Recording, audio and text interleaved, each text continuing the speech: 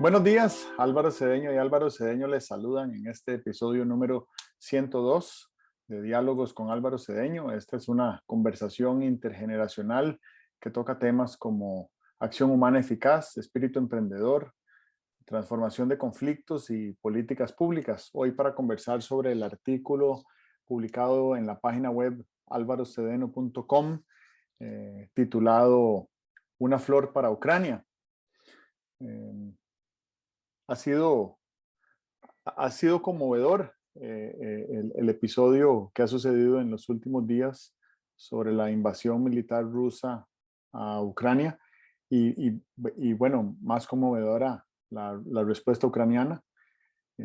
Y creo que con esa respuesta nos hemos identificado todas las personas que aspiramos a la libertad de una forma u otra. Entonces, la galvanización global que hemos experimentado los aspirantes y defensores de la libertad es notoria, es histórica, ¿verdad? Vamos a volver a ver estos episodios en los libros de historia y vamos a ver un cambio en el mundo.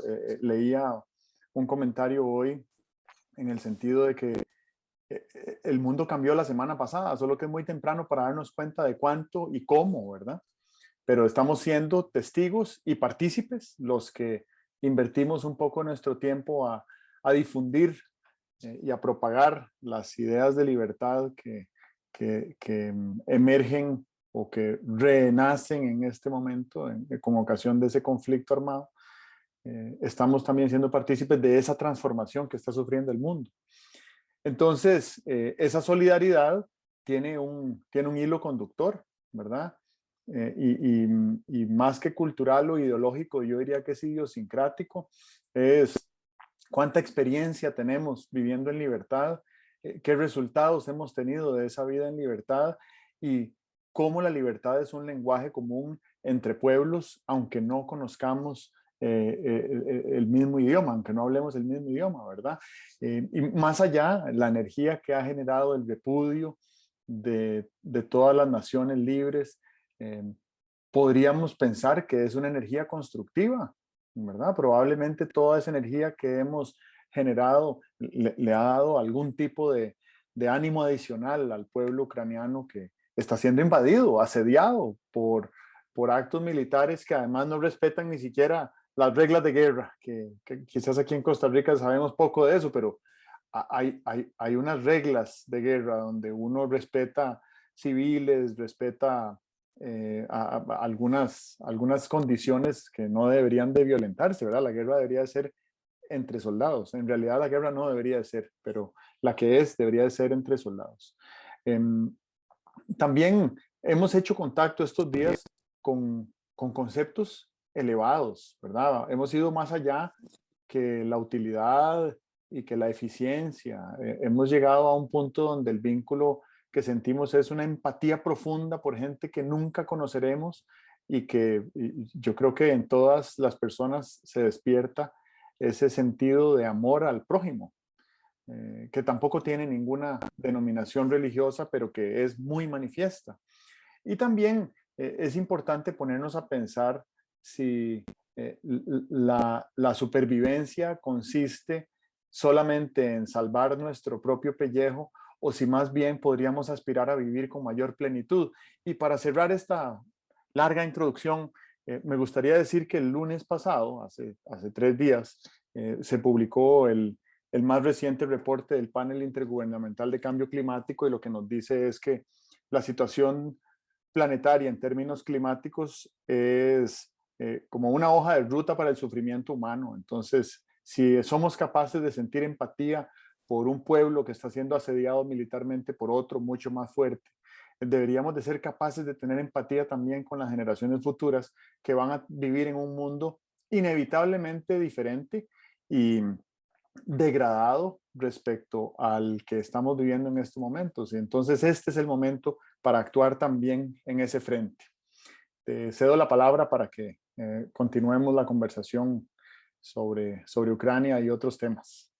Bueno, si se pueden hacer peticiones, yo lo que diría es que lo más provechoso que podríamos hacer es que repitas esa introducción, porque a mí me parece que tiene una, una gran riqueza, ¿verdad? Me parece que es el enfoque correcto a lo que está ocurriendo y a unos sentimientos poco acostumbrados, ¿verdad? Poco comunes, poco frecuentes de personas, de entidades.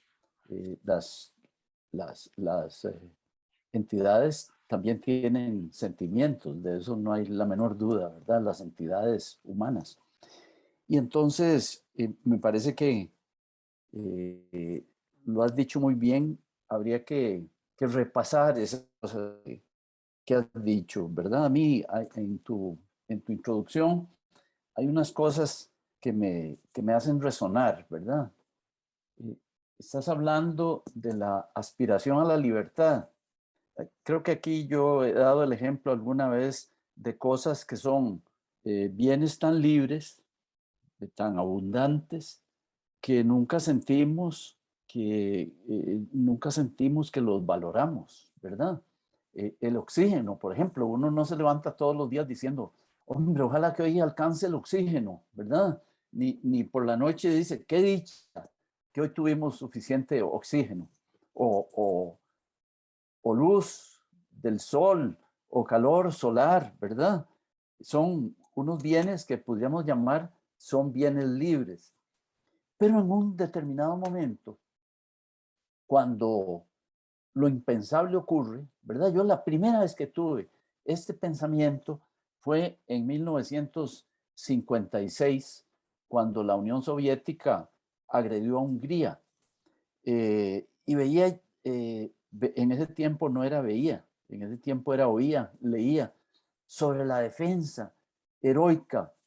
Eh, a mí me parecía entonces casi poética de los húngaros, ¿verdad? Que las fotografías de los húngaros poniéndose en el camino de los tanques y tal, me parecía que era como un símbolo de cómo, como seres humanos, valoramos algo que era muy abundante y que de pronto se está terminando. En Hungría no era abundante, porque realmente 1956 habían pasado por la opresión de Hitler y luego habían quedado atrapados en la Unión Soviética. Eh, a mí me parecía que también en un régimen de opinión, y habían quedado entrampados como buena parte de la humanidad en la Guerra Fría. Entonces, la libertad no era como muy abundante. Ahí seguramente lo que tenían ellos era la aspiración nostálgica de la libertad que habían tenido, tal vez antes del año 36, 38, ¿verdad? Pero bueno, ver al pueblo ucraniano y ver el respaldo recibido, me parece a mí que es eh, recibir el mensaje de que hay una aspiración universal a la libertad. Y eso es bien interesante. Yo no quisiera, no quisiera escuchar eh, las reflexiones cínicas de ¿y qué es la libertad? Hombre, si alguien me pregunta ¿qué es la libertad? Y si me lo está preguntando de verdad, mejor no contestar, porque si no sabe lo que es la libertad, vaya. Lo mismo que la otra pregunta cínica, ¿para qué la libertad? ¿Verdad? Ok. Una tercera pregunta cínica, esa creo que viene desde que Freud inventó el inconsciente. ¿De veras existe la libertad? Porque si creemos en la influencia que el inconsciente tiene sobre nosotros, y sí la tiene, pues nuestra libertad es limitada, ¿verdad? Está condicionada por traumas, por experiencias, por aprendizajes y tal y cual. Bueno, pero todo eso son, como decía un profesor mío, son mandangas, ¿verdad? Aquí, al decir libertad, yo creo que toda la humanidad, por lo menos la humanidad que se manifiesta, que se comunica. Todo lo que hemos visto de todos los países es un grito de apoyo para Ucrania que ve amenazada su libertad, ¿verdad? Entonces, eso no lo veíamos hace mucho tiempo y me parece que es como un ejercicio que de tiempo en tiempo puede revitalizar nuestra posición, puede revitalizar nuestros conceptos, puede revitalizar las elecciones que hacemos en nuestra vida personal. Cuento esto nada más. Tú decías, hablabas del amor al prójimo, que me parece a mí que es en algunas religiones como una piedra fundamental, pero no es exclusiva de las religiones. Hay gente totalmente religiosa que siente y vive el amor al prójimo. Hablabas del amor al prójimo. Claro, me parece que lo que se ha manifestado en el mundo, aparte de conceptos como la aspiración a la libertad y tal, es el amor al prójimo. Y pongo como ejemplo la entidad, la institución educativa donde yo estudié mi maestría, el IESE, en España. Hoy ha circulado una carta a todos los egresados, que ya son muchos en el mundo, sobre la crisis de Ucrania. Pero cuando yo vi el titular pidiendo ayuda para Ucrania, yo me imaginaba que lo que estaban pidiendo era una contribución económica para aliviar las condiciones en que están los ucranianos en este momento. Pero no, ve qué interesante.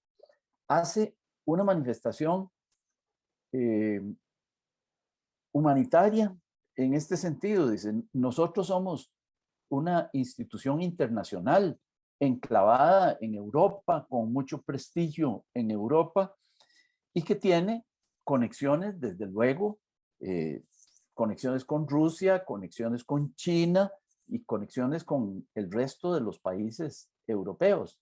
Y entonces hace el llamado en el sentido de aquí no estamos haciendo ningún juicio, estamos haciendo un llamado, ¿verdad? Porque tienen posiblemente miembros de la facultad, estudiantes que son rusos o prorrusos, ¿verdad? Ucranianos y sin duda europeos centrales también. Pero lo gracioso es que la ayuda que piden es la siguiente, dice. Todos ustedes, muchos de ustedes tienen posiciones importantes, muchos de ustedes tienen influencia. Entonces, queremos abrir aquí una página para que ustedes nos escriban con iniciativas. Yo podría ayudarle a la gente ucraniana de esta manera. O podría ser que alguien dijera, y yo querría ayudarle a los rusos. Y me parece que los rusos en este momento, desde un punto de vista humanitario, los rusos del pueblo y los rusos, los militares y los que toman las decisiones y tal, necesitan ayuda, ¿verdad? A alguien se le podría ocurrir decir, hombre, ¿sabe qué? Yo voy a escribir un pequeño libro sobre la situación de Rusia, ¿verdad? Y lo que significa esta agresión a Ucrania, a ver si eso es de ayuda. O yo lo que voy a hacer es facilitar no sé qué cosas para que los ucranianos, tanto los que están en Ucrania como los que ya se están exiliando no, los que se están refugiando en otros países de Europa, reciban algún tipo de ayuda. Pero fíjate que no es ayuda, yo voy a dar un bollo de pan, voy a dar una botella de leche, es algo más, ¿verdad? Es algo más. Posiblemente ahí estamos viendo a los ucranianos no como un estómago a llenar, sino como un espíritu al cual hay que abrirle oportunidades de desarrollo, ¿verdad? Que es algo de lo que estamos conversando en esta reunión. Vieras que yo sí me he preguntado estos últimos días qué es la libertad. Y he llegado a configurar un modelo de lo que considero que es la libertad. Y consiste en tres elementos indispensables para que la libertad exista y sea auténtica. Y son la responsabilidad de hacer cada uno lo que le corresponde, eh, la disciplina de construir unos hábitos o unas rutinas o unas reglas o unas políticas que nos permitan continuar, que nos aseguren el disfrute de esa libertad. Y tercero, la sostenibilidad, ¿verdad? Que es hacer lo que hay que hacer para que siempre dispongamos de ese espacio-tiempo, de ese recurso que es la libertad, ¿verdad? Y entonces la libertad es en parte una realización virtuosa y en parte una aspiración. La tengo hoy, pero no sé si la tengo mañana. Entonces hoy tengo que hacerle un esfuercito para tratar de asegurar lo más posible que la tengamos mañana. Y me ha resultado muy útil esta explicación que me he dado a mí mismo, porque pues cuando uno tiene niñas pequeñas, eventualmente ellas se enterarán de que hay un conflicto y quieren saber de qué se trata y hay que explicarles. Y no es simplemente una invasión militar de un país a otro. Me sentiría como explicándoles qué pasó el siglo XIX, ¿verdad? Y estamos bastante adentrados en el siglo XXI como para dar una explicación tan simplista de lo que está haciendo el presidente ruso con Ucrania, ¿verdad? Que es comportándose como un generalillo del siglo XXI, siglo XIX, perdón. Lo segundo es que hemos visto una galvanización en, en contra de un enemigo común, ¿verdad? Si un efecto geopolítico ha tenido esta invasión rusa a Ucrania, y la verdad es que me gustaría dejar de usar el término ruso, porque cada vez que digo ruso, pienso en mis amigos rusos y en el pueblo Sí, ruso y en lo que están sufriendo claro. sometidos bajo ese déspota tirano de Putin, que ya lo conocemos desde hace mucho tiempo y que es además amigote de nuestro vecino Daniel Ortega aquí en el norte y el otro Maduro allá en el sur y de los cubanos también. Y me parece que ya, ya mi generación, por lo menos la mía, ha tenido suficiente con ese tipo de conductas y con ese tipo de personas. Entonces, esta galvanización que sentimos, donde hemos formado un frente común con un montón de gente que no acostumbrábamos a tenerla, se siente muy bien, uno se siente respaldado y uno se siente acuerpado. Pero volviendo al tema de la libertad, me, hace un par de noches eh, estábamos a la hora de dormir con las niñas y estaban dando gracias por diferentes cosas que habían vivido en el día. Y yo di gracias por no tener que irme jamás de mi casa a enlistarme en un ejército para ir a pelear por ninguna razón, en ningún lugar del mundo.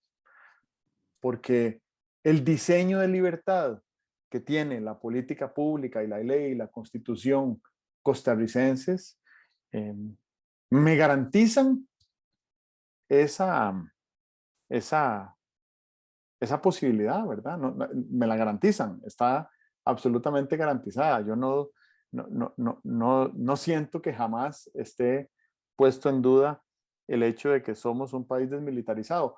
Lo que sí creo que se ha puesto en duda, y eso lo digo con, con un poco de ilusión, porque me ilusiona que se haya puesto en duda el principio de neutralidad, que Costa Rica es un país neutral desde hace 40 años y se ha comportado bastante de manera neutral en estos 40 años, pero no es el primer país neutral, ¿verdad?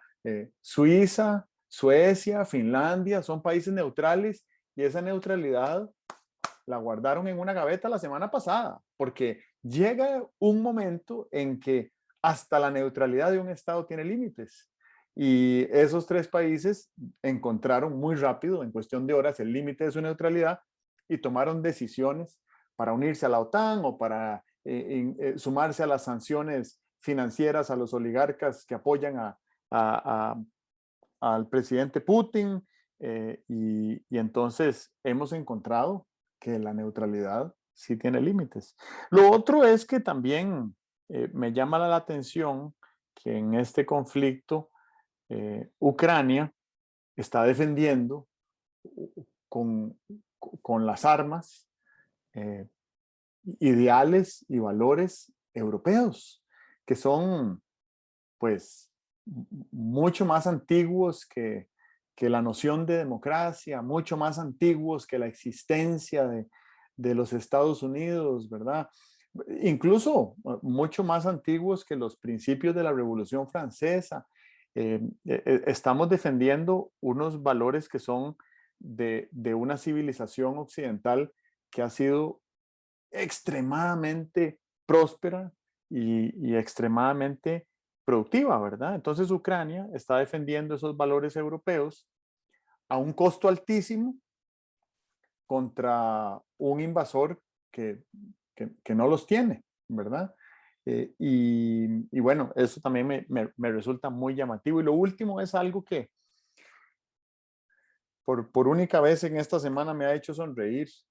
Y me ha hecho sonreír porque he sentido que en esta guerra estamos todos, ¿verdad? Y que todos tenemos una parte que jugar. Resulta que en el sistema de transporte público subterráneo de las ciudades rusas, Moscú, sobre todo San Petersburgo, que movilizan millones de personas al día, hay una forma de pago donde uno incorpora en su teléfono móvil un sistema de pago ahí registrado al banco o a la tarjeta de crédito y entonces el sensor del teléfono le permite a uno entrar a tener acceso al metro, ¿verdad? Entonces eso quiere decir que ya no necesito ni dinero en efectivo, ni tarjeta de crédito, ni tarjeta de metro que tengo que recargar cada cierto tiempo, sino que ahora simplemente entro y paso, ¿verdad? Y las empresas que crearon esos sistemas de pago automático, el jueves pasado decidieron suspender el servicio para Rusia. Y entonces la gente que usa el metro tiene que hacer larguísimas filas, buscar cajeros, se quedan sin efectivo, ya no tienen tarjetas de metro. Ha sido un caos el transporte público masivo de personas en Rusia y esto entristece porque siento mucha compasión por el pueblo ruso que tiene que vivir eso, pero esa es una manera de generarle presión doméstica a Putin para que, bueno, para que se devuelva, ¿verdad? Para que rectifique su camino. Difícil que pensar que lo haga, pero esta es una manera de ejercer presión. Entonces sentí, bueno, ¿y qué más podemos hacer nosotros para generarle más presión?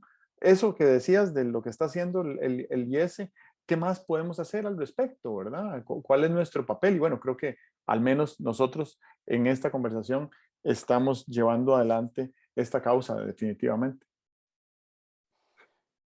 Ok, unos comentarios. Bueno, primero un comentario sobre la libertad. Eh,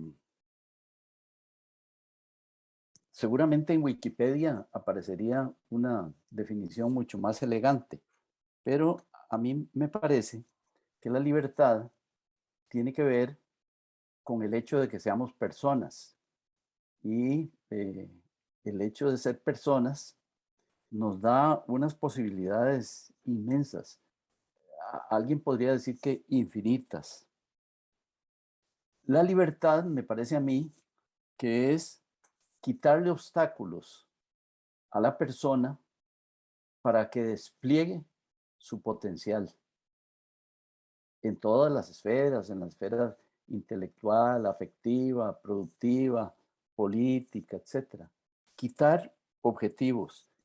Eh, Fíjate que no digo hacer que la persona haga no sé qué, porque primero se ya podría ser sospechoso de que no se trata de libertad, ¿verdad? Cuando el profesor dice, bueno, y ahora todo el mundo eh, lo que van a hacer es este ejercicio, de una cierta manera, está coartando la libertad, ¿no? Y la está coartando para que despliegues tu potencial intelectual. Esta definición mía creo que es todavía más neutral. Ahí está la persona con un potencial infinito. Quitémosle obstáculos para que se despliegue, ¿verdad? Eh,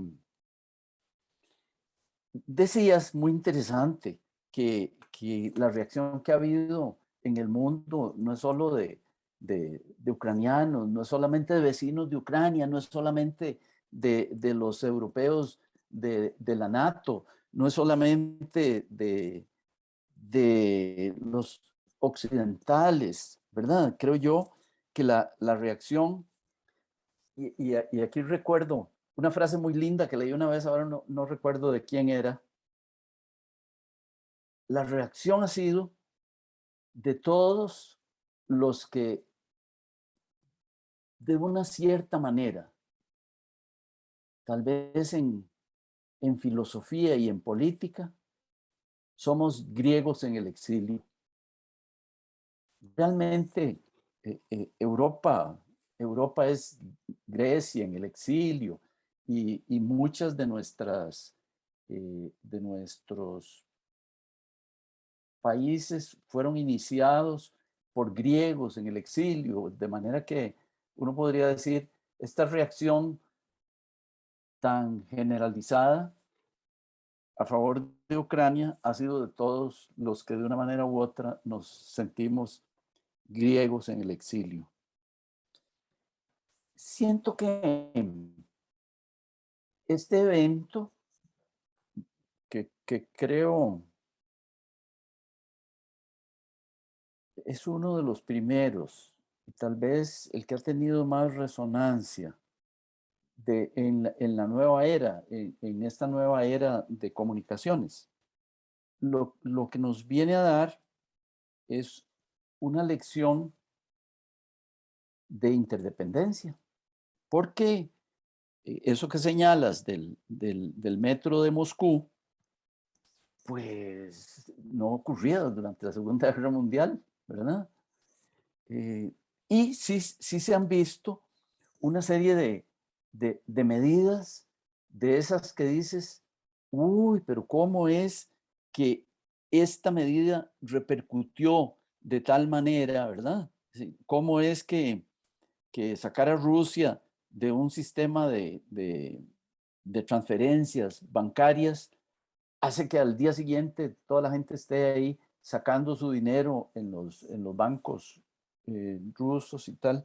Bueno, esta cosa, fíjate qué interesante, que ocurre la invasión, el mundo occidental se encrespa, pero no mueven ni un soldado, ni un misil, ni un tanque. Lo que ocurre es que toman unas medidas para sancionar a Rusia, y eso es, me parece que de un gran impacto. ¿Por qué? Porque el mundo es interdependiente y es conveniente que sea interdependiente. Pero hay que aprender a vivir de manera interdependiente. Hoy veía en La Nación, en horas de la madrugada, que amanecen los combustibles en Costa Rica más caros debido a esta crisis.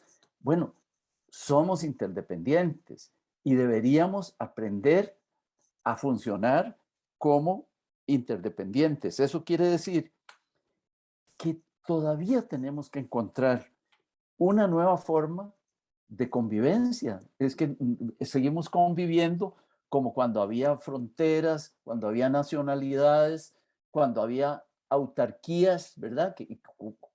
Cuando eras autosuficiente, pero hoy en día eso ya no es posible. Y creo que hemos hecho relativamente poco para formular una nueva manera de convivir en vista de las circunstancias. A mí me parece que la globalización ha sido un gran logro para la humanidad. Y un día podríamos hablar de globalización y todo lo que eso representa. Sé que tiene defectos, boquetes y tal.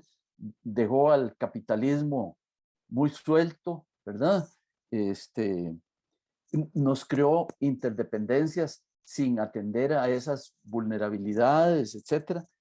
Pero la globalización ha sido una forma de disponer de más bienes para todos. Cómo se repartieron y tal y cual es algo que hay que revisarlo. Pero si queremos que la globalización funcione, y me parece que nos conviene a todos que funcione, tenemos que buscar una nueva forma de convivir, que creíamos que la habíamos encontrado, ¿verdad? Creíamos que era imposible, que iba a haber agresiones militares y tal, pero bueno, hay agresiones militares, a la gente se le cruzan los alambres, tiene aspiraciones, he oído y leído bastante de que las aspiraciones de Putin tienen raíces históricas en Rusia. Y si me tocara ponerme unos zapatos en que no quisiera ponerme, pues partiría de ahí, de cuáles son los móviles que tiene Putin, porque realmente no creo que sea un espíritu satánico encarnado, ¿verdad? Ha de tener sus razones y las razones históricas, que son las que más se tocan, las entiendo, desde luego, ni las disculpo, ni las acepto, pero para sentarse a hablar con él, lo primero que habría que hacer es ponerse en esos zapatos de $2,000 el par. Yo creo que es un hijo de Putin. Y con eso lo que quiero decir es que él tiene unas intenciones que transgreden la armonía, la paz, la Sí, necesidad de coherencia, de hermandad, porque lo cierto del caso, como decía también en la introducción, el verdadero enemigo que estamos enfrentando como no solo como humanidad, sino como formas de vida en el planeta, como biosfera, somos nosotros mismos. Entonces necesitamos nuestra mejor versión para hacerle frente a ese desafío que además la ventana de oportunidad para movilizarnos de manera efectiva es cada vez más pequeña. Yo creo que vamos a ver, me voy de adelante de atrás para adelante. Ayer en las Naciones Unidas, el canciller ruso Sergei Lavrov iba a dar una declaración y el 95% de las personas que estaban en la sala se levantaron y se retiraron. sí. Y hace unos años, no sé cuántos, 15 tal vez, en una Asamblea General de Naciones Unidas, el presidente iraní Mahmoud Ahmadinejad, que era también considerado además por el régimen estadounidense de aquella época uno de los cabecillas del eje del mal, se levantó al podio para dar su discurso y muchísimos participantes, ministros y embajadores se retiraron del salón. Y el primer ministro noruego, muy enfurecido, dijo, si no somos capaces de escucharnos unos a otros, ¿cómo pretendemos forjar la paz? Y eso que acabas de decir de Putin, estoy de acuerdo, uno tiene que ser capaz de sentarse con él y escucharlo, ¿verdad? No digo que él vaya a ser respetuoso de lo que sucede en esa conversación, sobre todo si pensamos que la orden para iniciar la invasión la dio cuando estaba reunido el Consejo de Seguridad en Nueva York, que precisamente preside Rusia, y que estaba discutiendo cómo hacer para evitar una posible invasión. Mientras estaba reunido la cúpula diplomática de la paz multilateral en el mundo, él dio la orden de invadir. Entonces ya ahí él lo que está diciendo es, la diplomacia no aplica en este caso, ¿verdad? Me pregunto si habrá cambiado de opinión, porque ayer sí fue capaz de tener unas conversaciones de paz en la frontera entre Ucrania y Bielorrusia, pero mientras estaba teniendo las conversaciones bombardeó unos caseríos de civiles en Ucrania, ¿verdad? Lo otro es que si uno hace un análisis muy breve de costos y beneficios de una militarización de este conflicto, pues rápidamente se da cuenta de que sería gravoso el caos y el costo de generarle un frente o varios frentes de batalla militar a él, ¿verdad? A Putin, sobre todo pensando en que en los últimos 75 años nunca ha habido una confrontación militar directa entre potencias nucleares y no Sí, queremos saber qué claro. podría resultar de eso, ¿verdad? También hemos visto desaparecerse algo que yo honestamente hubiera creído difícil, aunque alguna vez lo comenté con amigos alemanes, y es que se esfumó el tabú pacifista alemán, ¿verdad? Con apenas unos meses de ejercer funciones como canciller, el canciller alemán destinó 100.000 millones de euros en armamento para Ucrania, ¿verdad? Y eso no es poca cosa, eso es un cambio histórico. Para Sin Alemania duda. eso es un cambio Ujú. histórico, ¿verdad? Y me parece que el momento es tal que debe haber muchísimo apoyo popular a esa decisión, que en otro momento hubiera sido catastróficamente impopular, ¿verdad? Em, Eso sí, bueno, me parece que estamos en un escenario donde todos los días suceden cosas diferentes y estamos viendo un cambio a nivel mundial en el tipo de liderazgo, ¿verdad? Ese liderazgo patriarcal, duro, militarizado, eh, antidemocrático, ¿verdad? Putin tiene 22 años en el poder, con un interregno ahí de 4 años donde le cedió el poder a Medvedev, pero todo el mundo sabía que Medvedev seguía siendo un títere. En fin, él ejerce un poder que trasciende lo que yo creería que querría el pueblo ruso. Y por eso también he sido empático y compasivo con el pueblo ruso. No me imagino lo que debe ser vivir bajo un régimen déspota de esa magnitud, ¿verdad? Las manifestaciones que hubo la semana pasada en Rusia en contra de la invasión a Ucrania tuvieron no sé cuántos, la primera noche, 1.200 detenidos, y todos esos detenidos se exponen a 10 años de cárcel Ujú. por manifestarse popularmente en las calles.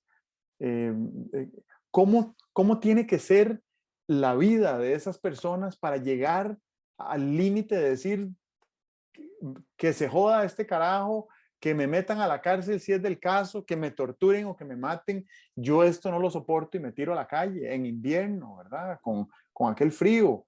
Eh, lo que está pasando es muy conmovedor en muchos frentes, ¿verdad? Eso está claro y nos debe poner a pensar a nosotros con cabeza muy fría cómo es la defensa de la democracia, cómo debe ser la defensa de la democracia, en qué consiste la defensa de la democracia, porque si llegáramos a perderla, no importa cuántos años tiene de existir la democracia, si llegáramos a perderla, recuperarla implicaría unos costos que, bueno, yo creo que en este momento no podríamos pagar ni en términos de recursos humanos, ni en términos de oportunidades perdidas, ni en términos de eh, eh, eh, reducción, menoscabo, degradación de la imagen país de Costa Rica. Y creo que esto es algo que nos tiene que poner a pensar con la cabeza muy fría, ¿verdad? Tenemos que ser un electorado muy maduro para poder ir a las urnas y elegir aquello que robustezca la democracia de aquello que la debilite, aunque no nos simpaticen las caras o las personas que vemos, pero el robustecimiento de la democracia es necesario, es evidente en qué consiste, y por lo contrario, cuando uno escucha esos exabruptos que son antidemocráticos y que generan desconfianza, yo creo que eso nos hará daño a largo plazo, ¿verdad?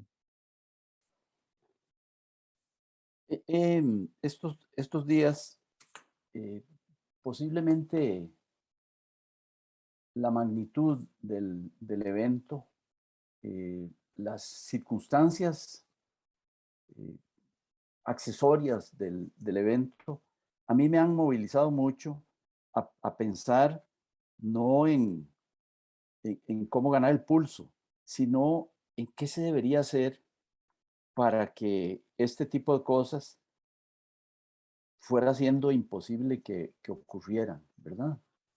Y también, ¿cuál sería una buena actitud en vista de este agravio que sufre la humanidad? A mí me parece que la humanidad ha sido agraviada, no solamente agraviada por la invasión, sino más todavía. Yo me sentí más agraviado cuando se activaron los dispositivos nucleares disuasivos. Eso me pareció como estar conversando con alguien en una mesa y que de pronto esta persona no te pudiera convencer y sacara una pistola y la pusiera en su mano derecha, ¿verdad? Me pareció una, un agravio, ¿verdad?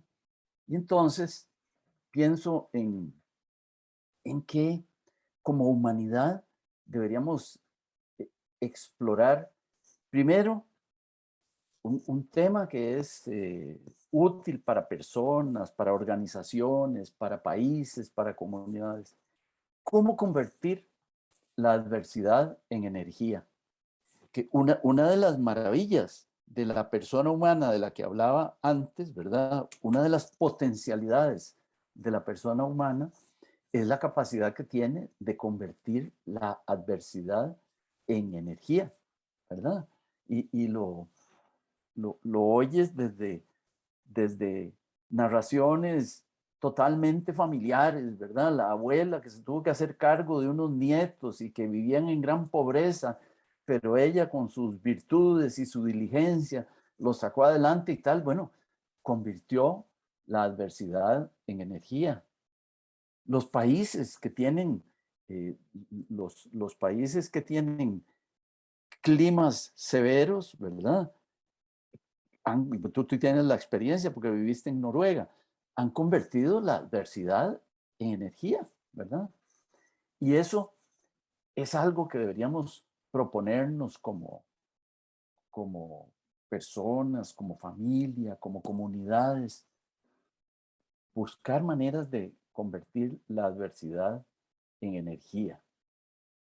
Luego, creo que la otra cosa muy interesante en la que deberíamos empeñarnos es en jerarquizar nuestras aspiraciones, jerarquizar nuestros objetivos para tratar de poner allá arriba los que valen la pena, para poder escoger en qué invertir la energía. Que la energía es también otro bien casi libre, ¿verdad? ¿Ah? Que con un bollo de pan y una taza de café que te tomes, tienes energía para escribir 50 páginas o para recorrer 50 kilómetros, ¿verdad? Somos unos transductores de energía sensacionales. Pero entonces tenemos que escoger a qué le ponemos energía. Yo me he desconectado durante estos, no sé, 8, 10 días, me he desconectado de la mayor parte de las cosas que habitualmente hago porque estoy simplemente sintonizado con lo que está ocurriendo en Europa. Eh, Eso para mí, en este momento, es lo que más me vale la pena, estar pensando en eso, ¿verdad? Pero usualmente nosotros vamos gastando la energía como los niños gastan el día, ¿verdad? Al juego que más les interesa, a lo que más confort les da, a lo que más placer les produce. Y no, creo que deberíamos discriminar y tratar de ver en qué vamos a invertir la energía en función de lo que nos parece que más vale la pena. Y esto forzosamente a mí me lleva a distinguir cuáles son nuestras potencias, ¿verdad? Nuestras potencias, cuáles son nuestros componentes. Ya no es la, como decía Descartes, ¿verdad? Hay en nosotros una red extensa y hay en nosotros una red cogitans, ¿verdad? No es yo soy una materia y además pienso. Yo lo pondría de manera mucho más burda. Estoy convencido de que no soy solo estómago. Estoy convencido de que no soy solo músculo. Si tomo lo que soy y le quito el estómago y le quito el músculo, lo que me queda es algo que hace muchos años fácilmente lo hubiera llamado alma. Hoy lo llamo de manera más genérica espíritu.